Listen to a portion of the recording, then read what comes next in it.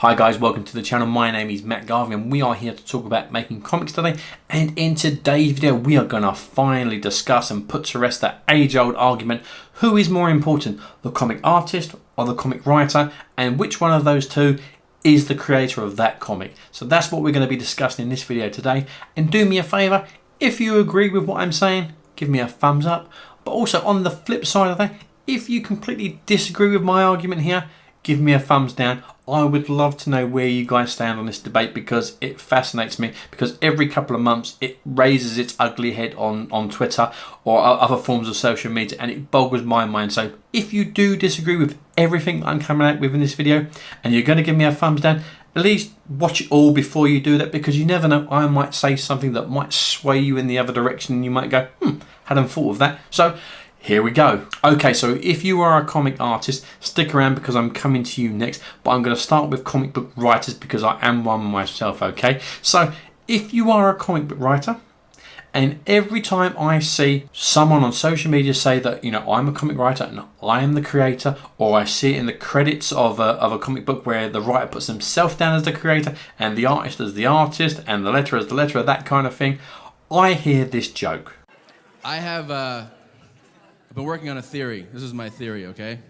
My theory is that every family has at least one profoundly stupid member in the family, okay? In my family, it's my cousin Brian. Now, I love him dearly. He likes to call himself an inventor, which would be really cool, except for the whole part where he is not. Like, if you're an inventor, I applaud you. That takes real skills. My cousin just likes to come up with ideas for stuff, which, as he puts it, would be really cool, but has no idea how to make it. That's just an asshole, okay? Seriously, if you've never seen any of Tom Segura's stand-up, you know, go watch one of his specials or buy one of his albums. The dude is absolutely hilarious. But what he says rings true, especially if you are a comic writer. It doesn't matter if that original idea, you know, came from your head, because without the pencilers, the inkers, the colorists, the letterers, the designers, you know, even the editors, you know, that are involved in the comic making process, without all those people, you wouldn't have a comic. All you would have is letters on a page. This is a comic. This is a team effort. Comics is a collaboration. So if you are the writer, stop calling yourself the sole creator, because you're wrong. Check your ego at the door and give your fellow collaborators credit, because without them, again, all you would have is letters on a page. And that's not a comic. And to all the artists out there, I haven't forgotten you either. In the words of the great George Costanza, story is the foundation of all entertainment. You must have a good story, otherwise it's just masturbation. now, I'm not saying as an artist you can't go out there and draw some fantastic sequential pages and tell a great story, because let's face it, there are some great professionals out there that do this very, very well. You know, I'm talking about your Jeff Lemire's and your Daniel Warren Johnsons that, you know, when they're wearing their writer and artist caps, absolutely crush it. But what I'm saying to you is if you are an artist and you are watching this video, you've probably spent thousands and thousands of hours working on perspective and working on anatomy, that kind of thing, and it's the same for writing. And I know it may not seem that way when you look at a page and it looks very, very simple, and we can write a page, you know, within half an hour that takes you 8 hours to bring to life.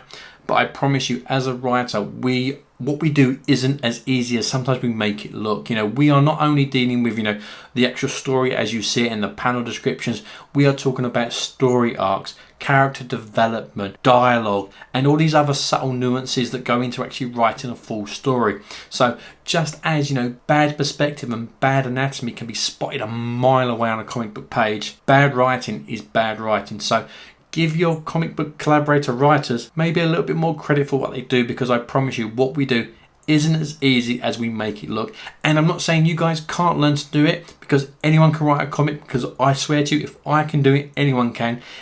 Just like learning perspective and anatomy, learning how to write a comic takes time, takes practice, takes effort. And on top of that, I wanted to mention, because I know my artist collaborators appreciate that I do this, I always pay my collaborators to work with me to bring our comics to life. I always give them half the ownership, but I also always pay them to work with me. And on this channel, I've always pioneered about, it should never work for free and never take back end, that kind of thing. Great art deserves to be paid for.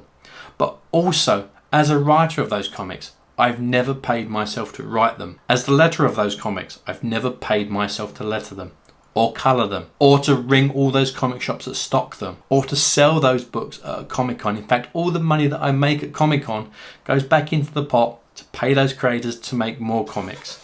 I don't pay myself, to pitch those comics or to get those comics in front of editors and talent scouts, that kind of thing. So what I'm saying is, it may take you as an artist 8 hours to bring that page to life, but all the work that goes into after the writing, I do, and there are other writers out there that do that as well. So from my point of view, even after I've handed the script to my artist collaborator, that's when the real work begins. As comic book creators, it's a symbiotic relationship with the art and the writers and all the other people. You are all making comics together. In fact, all of my favourite comics over the last 10-15 years, not one of the creators has labelled themselves the creator in the book. It's always been art and writing, or writing and art. I'm talking sagas, Manhattan Projects, Dead Eyes, Chew, all of my favourite comics. All of the creators that were involved in making that book have never given themselves top tier billing and said, I'm the creator and everyone else, just did their job. In fact, if we go all the way back and look at the OG, if we look at Superman, it doesn't say created by Siegel or Schuster, it's created by Siegel and Schuster. And if it's good enough for 2 kids from Cleveland to do that, it's good enough for me to do that, and it's good enough for you to do that too.